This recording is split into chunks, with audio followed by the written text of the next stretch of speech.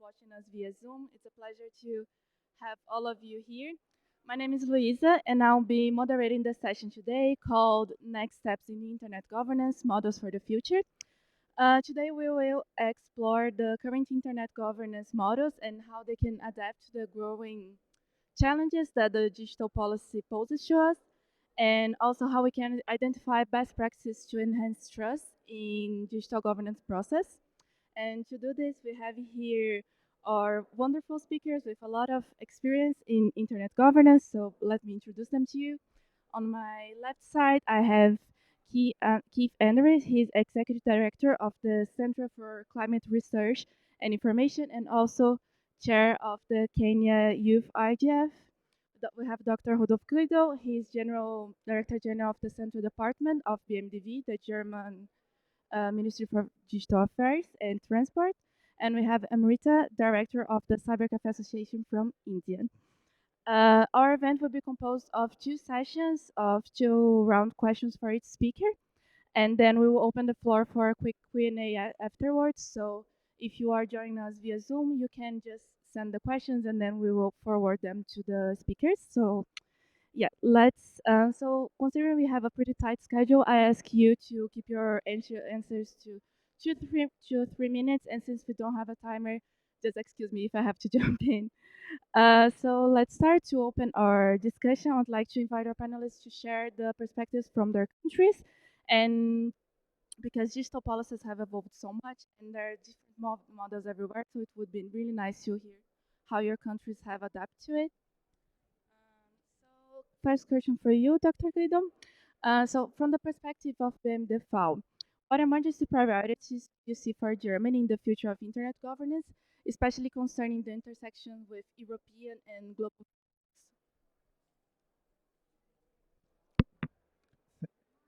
Can you all hear me? Okay. So thank you very much, and thank you for having me on this distinguished panel. I would start with the obvious, but I think very important sentence that for us the future of internet governance is a multi-stakeholder one. It's a multi-stakeholder process. It used to be, and it should remain one.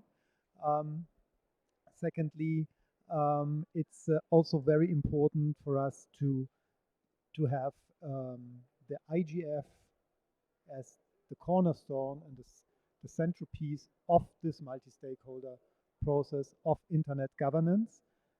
We are very well aware that there are also at European level, of course, but also on the international level, um, new developments and new aspirations, but we see them and we participate, and we are, of course, also active in the European Union, we are active in the United Nations, but also we are active with an aim, and our aim is to integrate most of what's going on in these fora into the IGF world, because, as I said, this for us is still the centerpiece. And when I when I'm looking inside Germany, we have German IGF, we have the youth, we have many multi-stakeholder processes within Germany, and we would really not like to lose this momentum and this very active community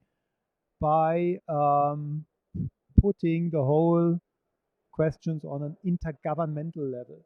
So it should stay on the multilateral level, on the multi-stakeholder level. It should not go to the multilateral level. That's for us the most important um, future question, nationally, European level, and international level. Thank you so much for your answer, Dr. Guido. And I couldn't agree more, especially concerning the renovation of the IGF mandate next year. So Keith, now next to you. In your vision, what are the unique challenges and opportunities of the Kenyan internet governance ecosystem, and how does this specific challenge influence your model, your ideal model of internet governance, please?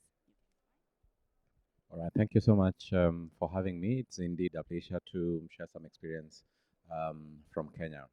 So the Kenya internet governance landscape presents several unique challenges and opportunities that inform the ideal model for internet governance.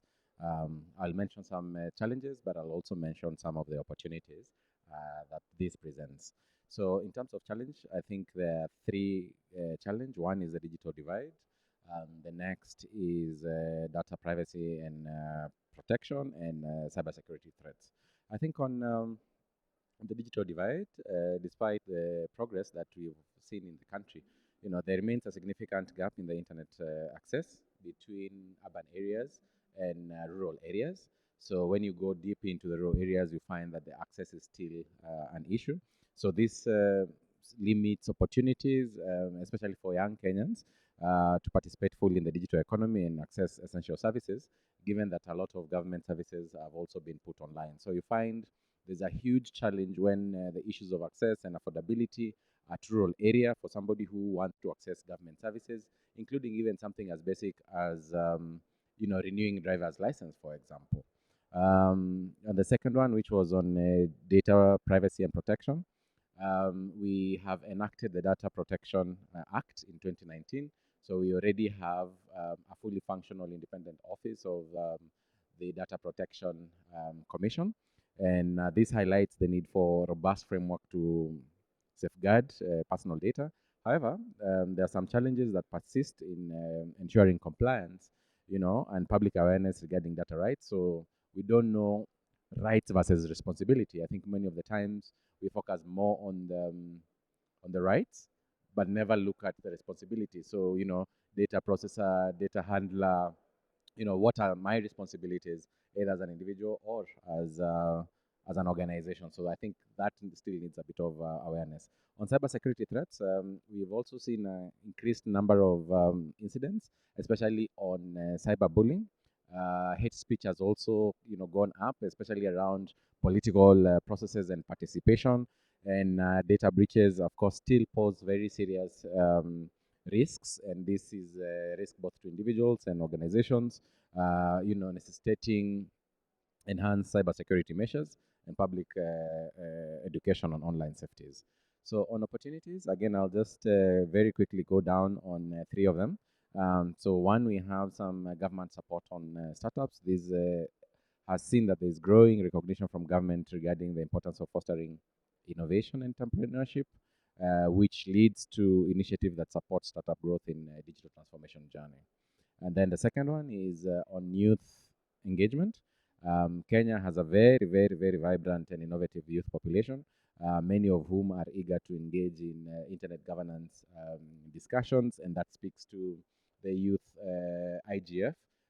We have a community of over 500 youth IGF community, and also from the Kenya School of Internet Governance, we've seen a lot of interest for the young people to actually take this School of Internet Governance, to the extent that Kiktanet has made this a paying module. So young people are even willing to pay to actually go through this school, and the model is actually growing, and these young people are beginning to now come and shape the policies. Then lastly is collaboration and among stakeholders. The establishment of forum like Kenya IGF, like I've said, have fostered collaboration amongst stakeholders, government, civil society, academia, in a multi-stakeholder approach to address digital governance challenges. So I'll stop here.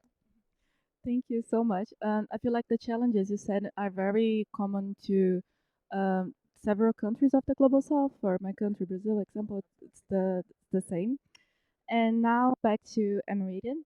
So when it comes to participatory process in digital governance, we can mention the consultative process that the Telecom Regulatory Authority have concerned during the last years. And I would like to ask you, what are the main lessons learned from these processes, and what are also the main limitations of consultative participation, especially in a country with such diversity backgrounds as in India? So much for the question, and thank you for having me. I'll also try to answer something which you had been asking the other participants. So India initially was more for a multilateral process, but later endorsed the multi-stakeholder process. And one, I would say, example where the consultative process works is with the Telecom Regulatory Authority, who looks after mostly the telecom services. So they have a consultative process wherein when they have a consultation, stakeholders put in their comments, it is put up on the website. You can counter comment on them within a particular stipulated time. They may have open houses where you can, you know, counter interact with each other. Um, that's one good thing, which the transparency and accountability is something which is open, which normally in many of the processes we don't see. But what is what needs to be done more there would be the lack of understanding apart from the people who are participating in the consultation. Many may not even know what the consultation paper, for example, is all about. It can be on, say, spectrum, but it may also affect the community networks, the smaller ones, who may not even know that it may impact them. So the outreach or the capacity, or even letting all the others know about it is one of the limitations in a country wherein you have various education level, various languages, different terrains. So I think that's a work in progress. It may be in many other developing countries. Now coming back to where the initial question you asked about internet governance, India does have an internet governance forum where things are discussed. Um, as a However, in a developing country, when you talk about internet governance, that may not be the priority of all the countries because the governments want to provide access to everyone. That is their first priority. They want jobs, they want technology to leapfrog. So, if I'm looking at India, they would be more interested in having manufacturing of chipset in the country or access or even using AI as startups. When you just say internet governance, they may not understand the value. They value our internet governance forum. They'll never oppose it, but it's not priority. That's why you will not find high, of top officials coming here. I think they need to know more about internet governance forum is just not about names, numbers, protocols, or the traditional internet governance things, because a lot more is discussed from the developing world which would impact them. So I think the the the narrative to them has not been expanded, that this is just not this, there is more discussed and there is value for them to come. So I think that narrative is important, and I think it is important for most of the developing countries. Thank you, Amarita. Again, as you just said, regarding developing countries, I feel like this is pretty much a reality for Brazil as well, especially concerning digital divide and access to the internet and equipment. So thank you, all of you. We'll now go to our next slot, and it's concerning multi-stakeholder approaches. So Keith, I'll go with you first. And so you mentioned during your answers the access to internet in rural or marginalized communities.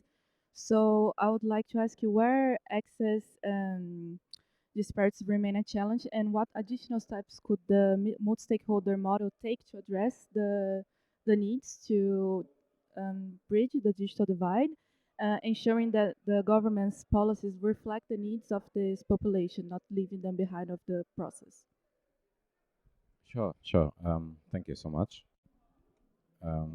Yeah, so one is to enhance the digital literacy programs. And here, Kiktanet is currently involved in digital skilling for over 10,000 community digital champions in two marginalized counties. So we have the national government, and then we have county governments. So we've picked two counties that are of marginalized communities where we're already doing the community digital champions there. And this will, of course, further open to other counties as we continue. And so this collaboration is together with the UK government. We will also be doing same for women in 10 counties in Kenya under the Women in Digital Economy Fund. By improving digital skills, we see that the community can better engage with online services and participate also in internet governance discussions. There's need to increase investments in essential infrastructure, such as reliable electricity. We see that this is a challenge where we don't have reliable electricity and power and energy needs as it is on, when we're talking about just transition. Um, and telecommunication networks as well.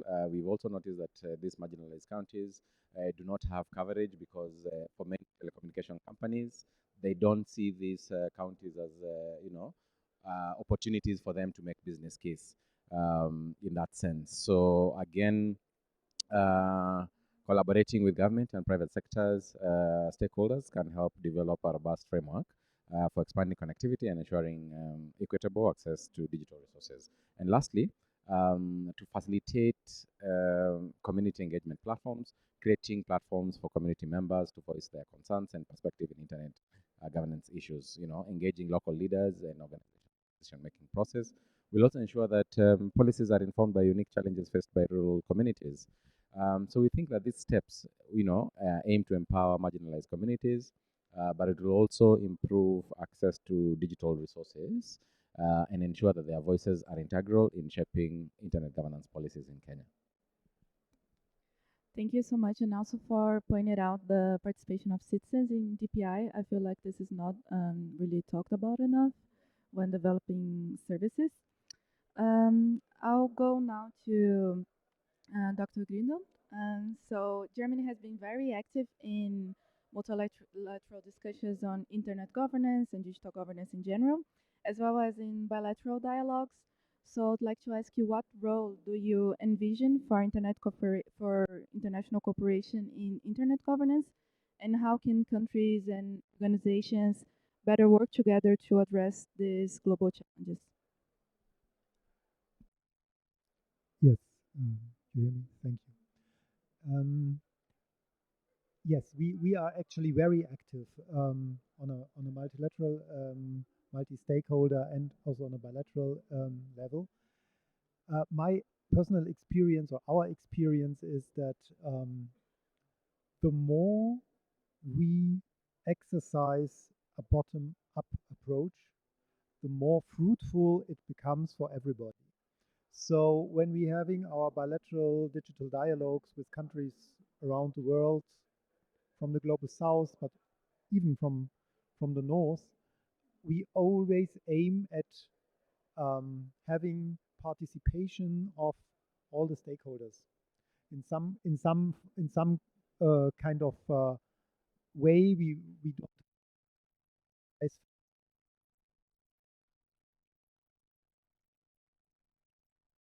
one size fits all solution, but that's something which is very important to us, to have this bottom up, not to have like one government or two governments sitting together and then imposing on the community what they have decided. That's not going to work.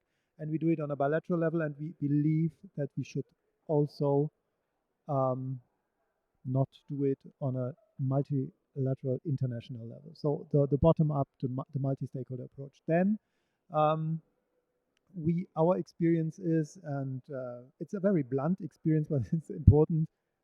You need to take your money where your mouth is. So if you're only talking is fine, but it's not enough. So if you want to really get into real cooperation, you need to have concrete projects. You have to have um, money from the development corporation, or as in our case, for instance, we are funding the IGF Secretariat also for the next year with 250,000 euros. So we really think the talking is important, but it's not sufficient. Now that's another lessons learned, and we are trying to convince our fellow European and international partners to follow suit, and some of them do, as you know.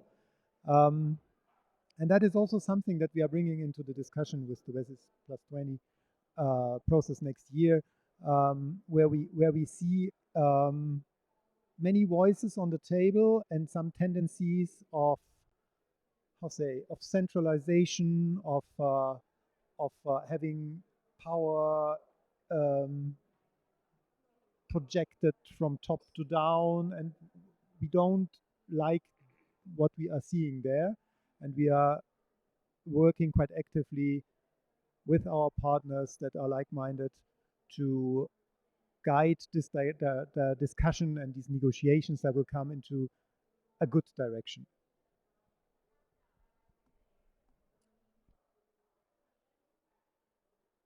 And thank you very much for your answer. As a part of the Secretariat of the International Digital Dialogues, I'm very proud of the work we have been doing. And I really believe that this bottom-up approach is the only solution, to be honest. So now, Meridian, you have been a very great advocator for youth engagement, both in India and in the IGF as a general. And from your perspective, what should policymakers do to ensure that the youth can actively contribute to internet governance, both in their respective countries and globally as well? We should move away from tokenism. We just don't, many times you will see you need women representation, so you put in a woman in a panel. That happens many places. I'm not, many times you need to show women, so you have someone in the board. You have that kind of a thing. So many times you'll see you want to have a youth, so you put a youth. But I think you have to take them seriously. We were having a discussion today, like, what the narrative should be. I think you have to reach out to the youth in the way they work. For example, they are on messages, they are on, you know, videos, etc. Talk to them about what they think is the internet, how it should be shaped in the future, what they perceive are the challenges, or try to explain it to them that, look, what you take for granted today may actually hurt you. And obviously build their capacity just like you do with the others, the politicians or the others. Is it better now? Okay. So I think you have to talk to them in their language, try to understand them, not patronize them. That's one. And also explain to them what is at stake. Give them the opportunities to come, if they have to come, present, build their capacity, and also make them accountable.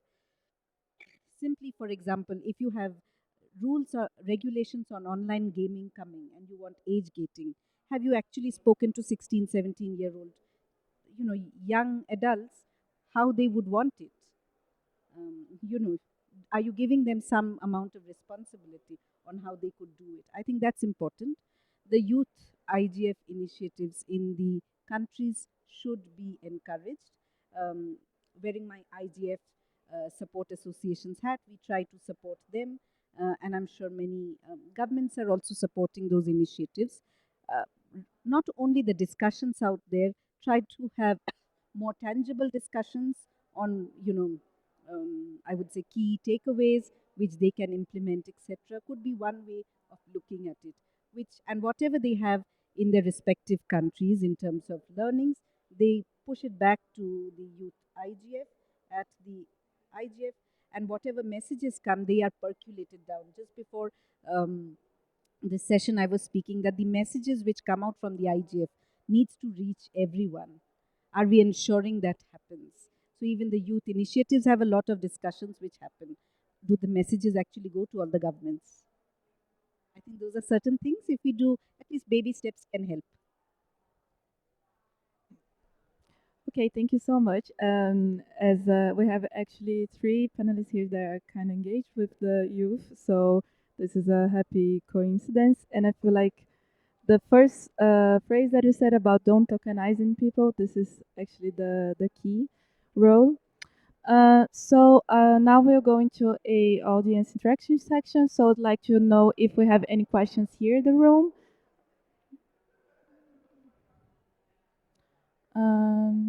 No, doesn't seem like it. Okay. Uh,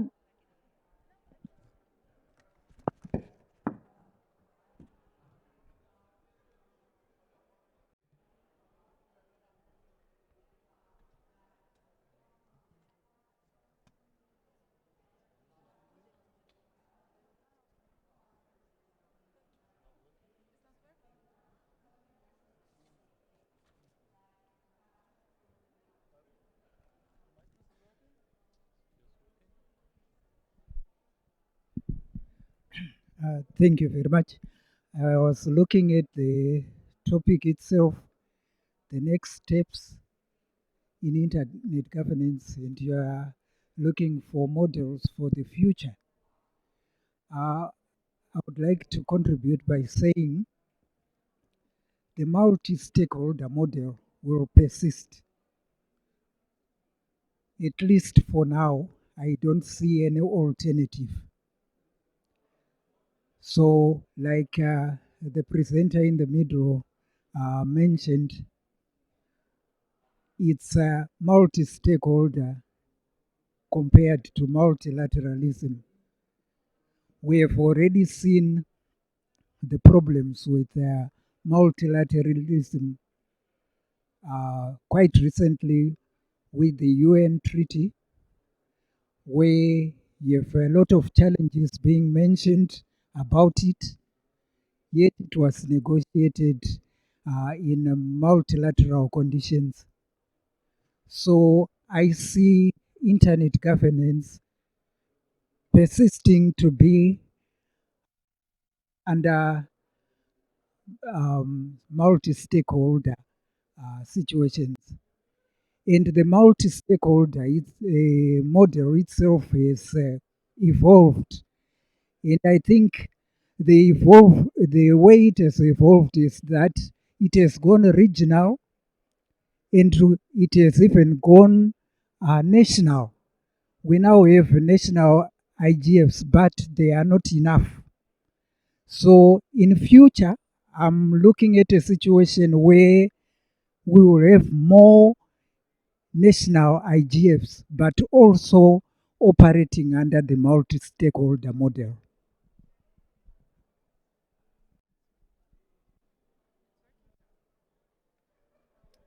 Thank you very much for your comment. Does anyone would like to complement?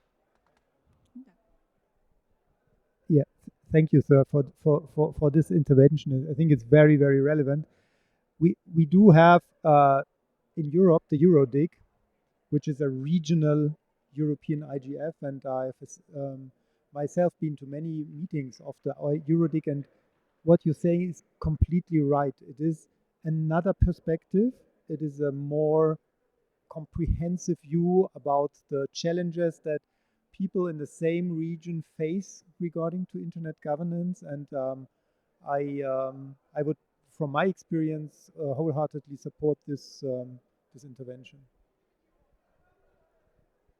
Um, Coming from the Asia Pacific, I chair the Asia Pacific Regional IGF, and wear that hat and explain.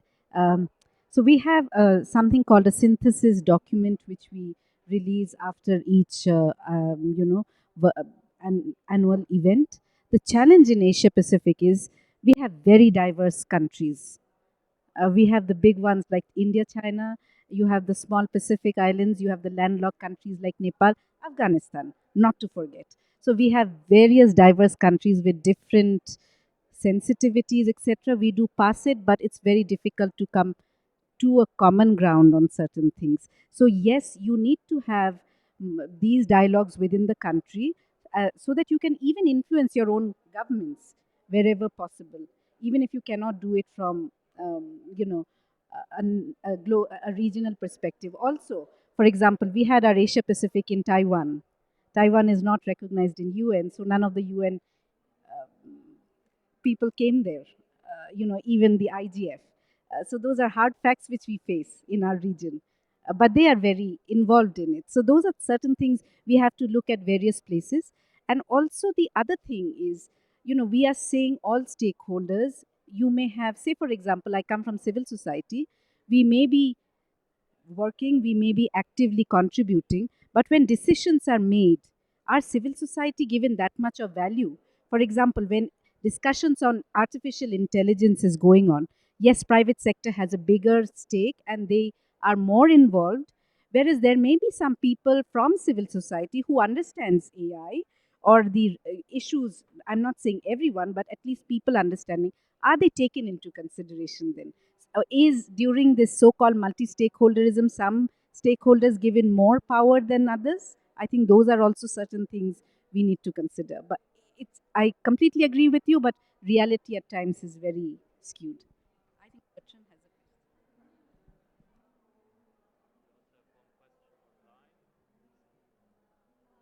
So we have a question online, and no, if it's via chat or you can open your mic and just go as well, please. Are you with us, Evgeny? Okay, so I'll just pass to the room. Uh, please open mic. Uh, can the tech room open his mic, please? I feel like he's not able of opening it. Just a second.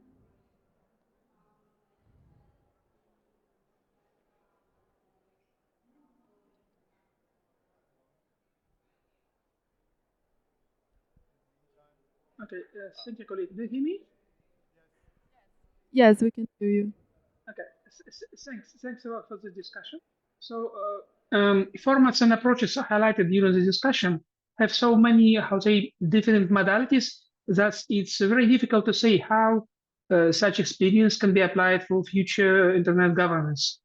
So, since we have a topic, next steps of future approach for internet governance. So, but we still see a big inequality in terms of how say contribution of all countries for the moment to the global internet governance. Moreover, some multi-stakeholder approach, in one hand, how say provide a wide possibility to involve any actors, but in other case, we see that how say it brings voices of business and other actors who, how say, frankly speaking, also represent a global minority. My question, understand it's maybe more philosophical question, how we can avoid dictatorship, forced push towards formats agreed by active minority, but this minority which have maximum resources for research, development, think tanks, in one case, and for practical implementation, the governance approach in other case. How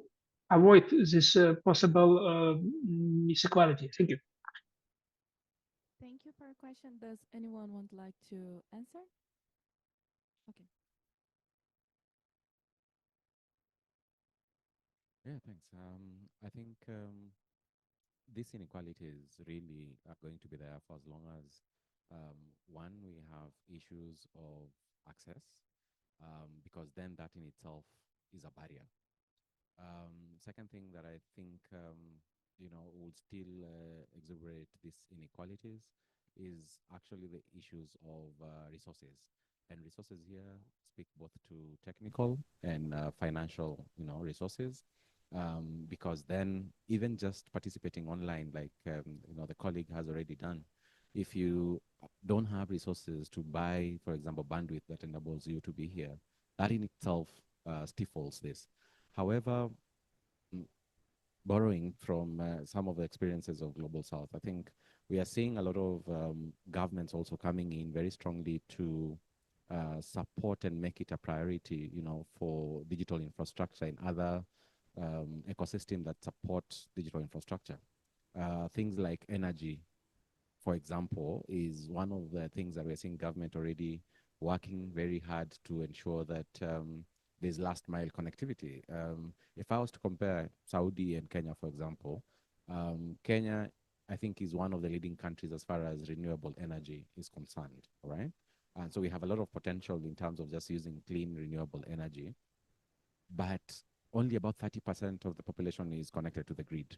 Whereas in Saudi, I hear it's over 90%, almost 100%, despite the fact that this is a desert, if you, in all, intents and purposes. So you'd think that Kenya would, and Saudi Arabia would be the other way around. We have geothermal, we have all these things, but the things that are already pushing out these people, to be connected and to be part and parcel of this kind of conversation.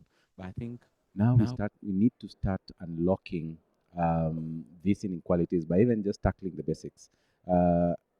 Literacy, in Global South is a challenge. So if literacy is a challenge, then how do we curb digital literacy in itself?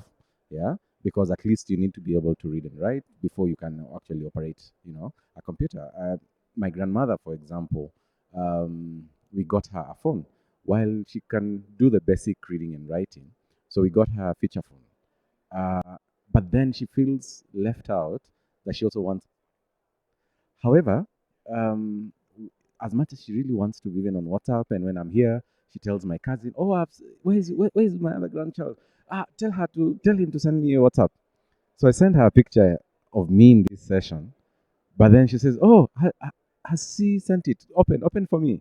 Now you see that in itself is a challenge because whereas a lot of these services and government issues are coming onto the digital platforms, there's a risk of having a middleman, you know, who then can swindle some of them in all of these ideas. When we send them, in Kenya, M-Pesa is very popular. So when I send her a little money, um, she she has a way to just know that that is a text message. So read it for me. Is it M-Pesa? Can I look at the numbers? And then after that, she can't quite remember what was the balance. She just know there was a 953, you know? So sometimes they go and remove maybe 100 shillings and then it's 853. Then she was like, oh, there's a 53, so that's fine, you know? Uh, just, to conclude, how can we curb these inequalities? I think the next generation that is coming are the generation that are going to bridge the gap, towards the generation that has been left behind with this digital um, journey train that has already left.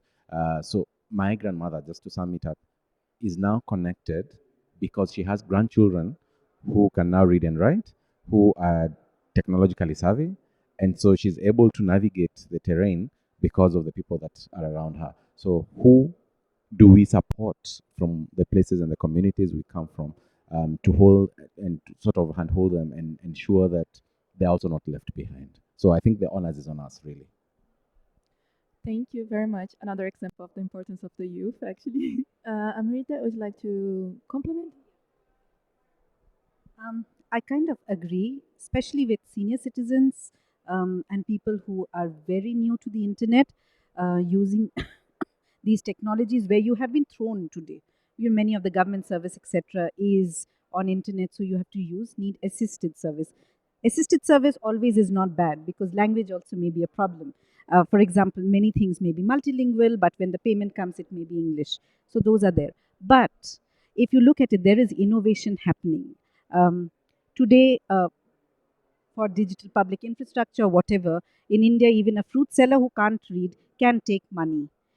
And they do understand it. When they see value, they use it.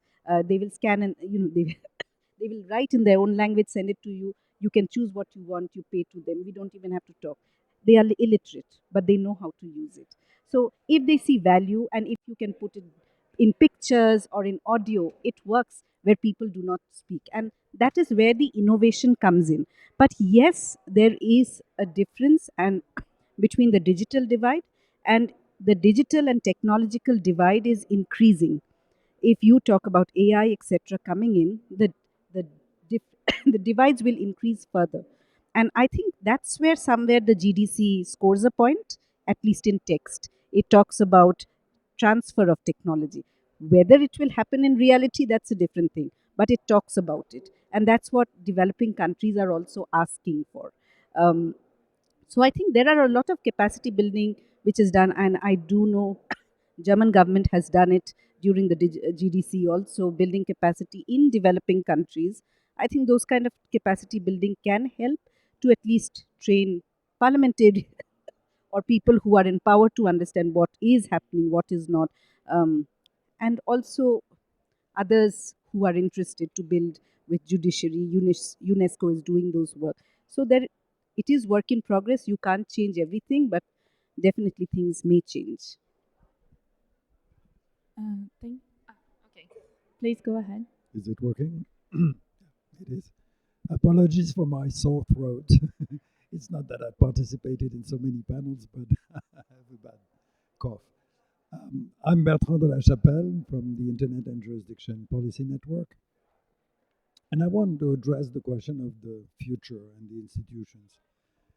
In 2004, during the summit on the Information Society, Kofi Annan said something that has been quoted very frequently since then, which is, in designing the governance, I paraphrase, but in designing the governance mechanism for this internet, we need to be as innovative as the ones who invented it.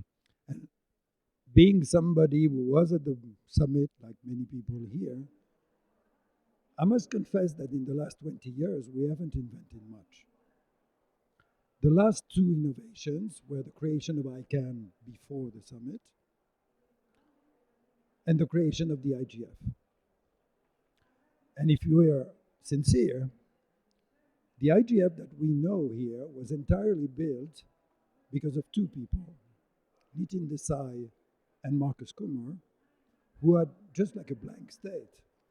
And they invented this thing. They invented the MAG. They invented the chair of the MAG. There was a role of a secretariat. We had a Deputy Secretary General of the United Nations who was a former Minister of India who had a lot of weight.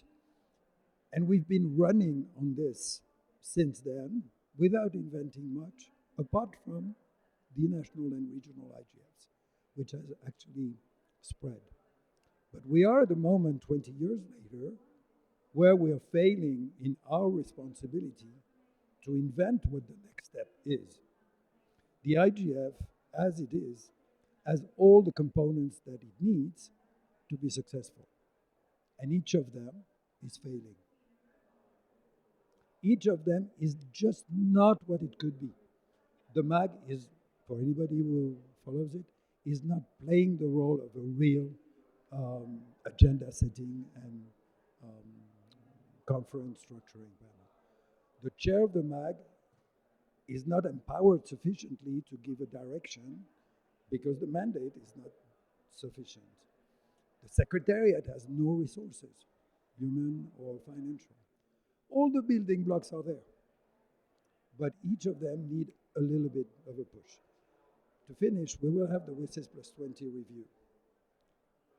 We will not solve this problem, unfortunately, in 2025, because we will have the two co-facilitators that will be nominated God knows when. They will be running the consultations in the very traditional way. They will lead to most probably a roadblock at the end, because I take personally the reconduction of the IGF for granted. There should not even be a question about the reconduction. The question is, how will it go and evolve? And there are two questions. One, do we revisit and update the mandate of the IGF? And two, do we institutionalize the structure with a charter of sorts? Same building blocks, but clarifying the roles and responsibilities. And to finish, the problem is that it was possible to create ICANN in another time, but it is still a non-for-profit based in one country in the US, because you have only two ways to do things. Either you anchor something in one country and give it an international footprint, or you create an intergovernmental organization. We do not have in our international system a way to create a non-intergovernmental transnational institution. And if we wanted to create what is needed, i.e. to incorporate the IGF as a multi-stakeholder international organization, we don't have the tool to do this. And that's one of the challenges.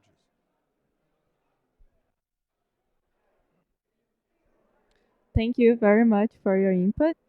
We have another question there, and then we pass to the speakers, okay? Thank you. My name is Walter Natris. I'm a consultant in the Netherlands and here representing the Dynamic Coalition on Internet Standards, Security and Safety. And I would like to add something to Bertrand, that what came out of the IGF are also Dynamic Coalition's best practice fora that are delivering content. But for the rest, you almost took everything away that I wanted to say, but I would like to add one particular thing. I think that the IGF has the capacity already to decide what its output should be, except we don't make choices on it. And we have to start making choices. And the coalitions are really advocating making their output more recognized, perhaps even with some sort of a sanction of the IGF, that it's a good process, etc. But that we show the world what we're actually doing, and that we're not a talk shop what everybody says we are. We are not a talk shop anymore because a lot is coming out of it, but we need to promote it. And that's what horribly wrong at this moment that it's hardly promoted what these outputs are. And as dynamic coalitions, we're going to fight for that, I think, in 2025 to make this better known. So, how, from your point of view, the MAG help here, and what should change in the MAG to actually make that happen? What is your view there? Thank you. May I? Yes. Thank you, Bertrand. Thank you, Wout. For those of you who do not know me, I'm not only at the moment in the Ministry for Digital Affairs the Director General for Central Affairs. I used to be responsible for the organization of the Berlin IGF in 2019, and in this capacity, I was also a member of the MAG. So these are really very relevant. These are really very relevant questions that you are asking. And I think that we have now some months to find answers. We won't probably find all the answers in that time, but we can open up some ways to continue. For this, I think the first thing, in my view, and I have said it, but I think it's really important, and it goes without saying, the IGF is there, it will continue, and it will be the cornerstone, the centerpiece of the multilateral internet governance world. Now, what is the role of the MAG? I mean, having been member of the MAG, I know that there have been really intensive discussions about the question: do we have the capacity? Do we have the mandate to set an agenda? Is this something that we can impose on the multi-stakeholders? Who are we? What is our legitimacy as a MAG? Um, and and uh, and now we have this process which is established, which is working, but it's a little bit cumbersome and it's not very like, and it's, yeah, it could be improved, of like asking to the community and bringing back the ideas and then setting the agenda. um, I, I have no solution, but I know that as soon as you start a discussion of the MAG being some kind of front runner or agenda setting body, this will most certainly bring a, a, a great discussion on the table, um, with uncertain outcomes. The second question was, I think, about the secretariat and the funding. I think that is something we have to tackle in human resources and in financial resources. This is the secretariat that's doing an incredible job. These are incredible colleagues, and they are really, I mean, from the bottom of my heart, I thank them until this day for everything that they have done in 2019 and all the years before and after. And it's a great team, but they are really at the edge of, of what they are able to do. We need to, as a community, as a multi-stakeholder community, that's what I was saying, we have to put the money where our mouth is. We have to strengthen the secretariat. That's very, very clear. And then there have been ideas, and the dynamic coalitions are one of them, and there are others. We have to have not a negotiated declaration, not some cumbersome UN kind of style document, but something that gives the inspiration that we are receiving and that we are all encompassing here to the world, to the decision-making bodies, telling them, okay, listen, you have a negotiation on, I would say, AI and human rights. Okay, there are many very good ideas that have been discussed here, and that's more or less the framework in which you are positioning yourself. So and that should be possible, I think, without having like a UN style negotiation. I stop here. Yeah, maybe. Thank you very much for giving me the floor for 2 fingers. As you mentioned, Rudolf, the discussions within the MAG on what is the extent of its mandate is an ongoing discussion. I always answer with a joke. The joke is you don't have a bottom up if you don't have an up. And a bottom up process is a Goldilocks zone. It's basically you need to have something that is participatory, but we all know that if it's uniquely participatory, you go nowhere. There's no closure. If, on the other hand, you consider as a MAG member and as a group that you have the absolute authority to set the agenda, you're too far on the too hot or too cold. And I think the discussion is what is the right balance so that the input is being taken into account. But I wouldn't be offended at all if the MAG, in its own thinking, were saying, we think that next year there should be 3 tracks that we put on place. There can be others that are produced entirely by the community, but on those 3 tracks, we would like to cluster the different workshops so that you have a structured agenda. And this Goldilocks zone is probably the approach for many of the things. And I agree with Wood. I mean, the dynamic coalition, the high level panel, all of these are components, as I said, that are part of the architecture that we should build upon, but they're not sufficient the way they are. Thank you, Amrita. Before passing to you, I would like to, when you do your answer, already do your final remarks, please, because we only have 5 minutes. Thank you. Thank you. I think most of the people in this room agree that the IGF needs to be renewed. As in, of course, right, that's taken for granted. It has to have more teeth. Again, shamelessly talking about the working group strategy. Many of you are there in the group. We've prepared a vision document of how to strengthen the IGF and make it more strategic. I would suggest that if you can look at it, it's on the IGF website. There are various things which have been written, which could make it more strategic, more appealing, and yes, empowerment of the MAG of the secretariat is very important. The MAG, it doesn't even know how these workshop rooms were done up.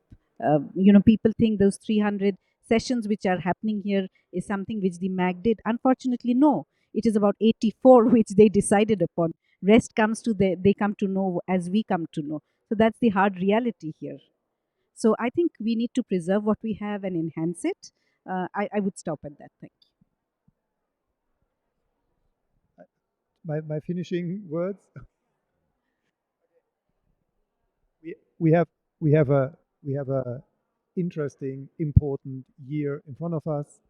We should stay focused. We should stay optimistic, and we should try to give our best to have the best internet governance forum or the best internet governance mechanism that this 21st century needs.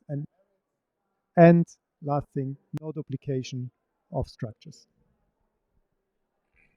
Thank you. I do agree with my fellow panelists by looking into the future, especially for us from the global south, whom we played catch up with IGF process. You'll find that many national IGFs came into play maybe the last 10 years or so. So a lot of countries from global south, this is just when they are settling in, knowing the IGF. Sometimes it takes a few years to convince the government officials at national level that this is a space that they need to come as stakeholders and not to come to be criticized. So I remain very optimistic that the IGF will possibly be extended, if not, the mandate be renewed. But I also look at the future of IGF in the sense that it should be characterized by increased decentralization. We've seen a lot of countries being very expansive in terms of geographical, and so maybe this decentralization should actually go below national level so that we are even contextualizing things at the very local grassroots. I think one of the speakers here spoke about bottom up